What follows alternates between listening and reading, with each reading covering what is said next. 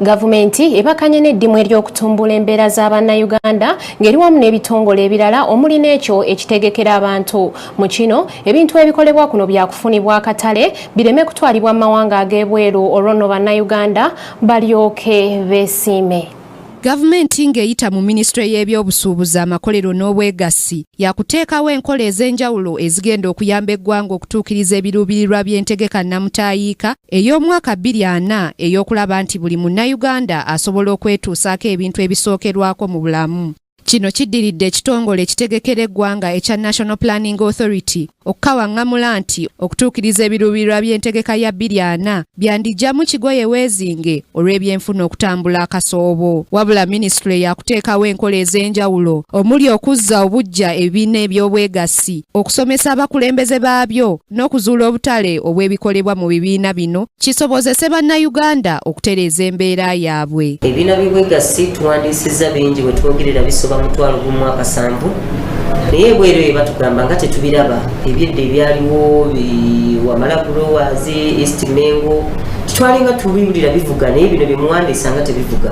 Ensonga gye tugenda kutubadde n'okusoomozebwa nti obukulembeze mu bibiina bino bubadde bubitawaanya nnyo.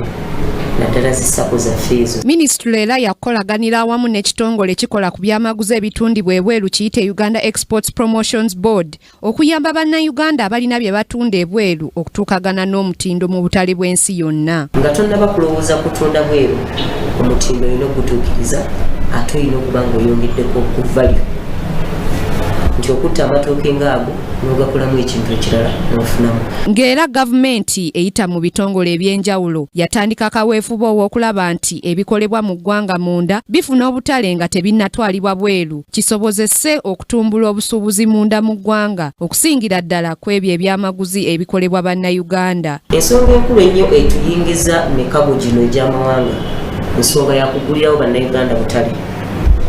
Weewaawo waliwo n'ensonga endala ezituyingizaayo naye ensonga y'obutale ensonga nkulu nnyo. Gavumenti yali etadde essuubi mu ssente ezaali zisuubirwa okuva mu mafuta okukozesebwa mu kuddaabulula ebyenfuna naye ekyembi ebbeeyi y'amafuta mu nsi yonna n'etandika okusebengerera okuva mu mwaka oguwedde okutuusa weyakira ddala wansi wa $5 buli pipa. Kimanyiddwa ensi yonna nti teri musigansimbi ayinza kuteeka ssente ze mu mafuta ng'ebbeeyi y'amafuta ekyali wansi wa $50 buli pipa.